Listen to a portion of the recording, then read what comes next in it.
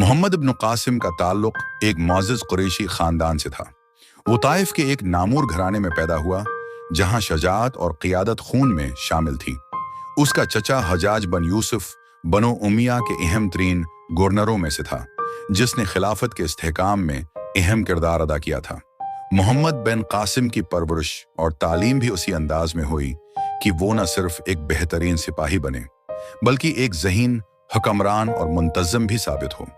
हुजाज बिन यूसुफ ने अपनी सरपरस्ती में मोहम्मद को जंगी फ़नून, घड़सवारी और हरबी चालाकियों में महारत दिलवाई।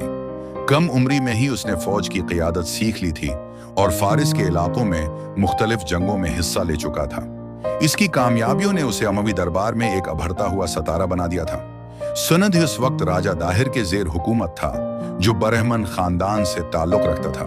सनद तजारत, सकाफत और दौलत का मरकज़ था, जहां अरब और दीगर अक़वाम के ताजिर सदियों से आते जाते रहे थे। लेकिन एक वाक़ये ने अरब खिलाफत को सनद की तरफ मुतवज्जा कर दिया। कुछ अरब मुसलमान ताजिर जो श्रीलंका से आ रहे थे, उनका बहरी जहाज देबल के करीब बहरी क़ज़ाक़ों ने लौट लिया और औरतों और बच्चों को कैद कर लिया। उनमें से कुछ लोग हज्जाज बन यूसुफ के करीबी रिश्तेदार हैं भी थे।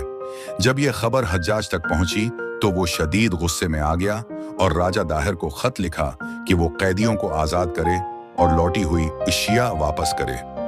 राजा दाहिर ने जवाब दिया, ये क़ज़ाक़ मेरे काबू में नहीं हैं, मैं उन्हें हुक्म नहीं दे सकता। ये जवाब हुज्जाज को मजीद गुस्सा दिला गया। उसने फौरन संध पर चढ़ाई का फैसला कर लिया।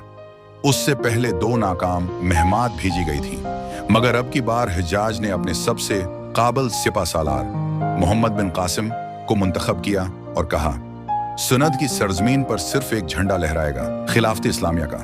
मोहम्मद बिन कासिम की रवांगी और दीबल की फतह मोहम्मद बिन कासिम को 6000 फौजी, 3000 ऊंट सवार और 5000 घड़सवार दिए गए। उसके अलावा मंजनीकें भी दी गईं, जिनमें सबसे बड़ी मंजनीक का नाम इलारूस था, जो किला शकन पत्थर बरसाने के लिए इस्तेमाल होती थी। दीबल का किला संध का सबसे अहम दिफाई मकाम था।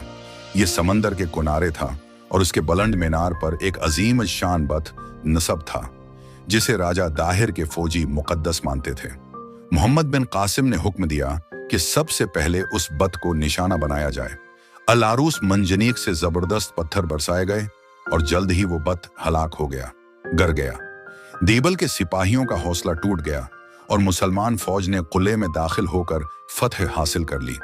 दीबल की फतह के साथ ही मोहम्मद बिन कासिम की जंगी महारत का शहरा पूरे खते में फैल गया।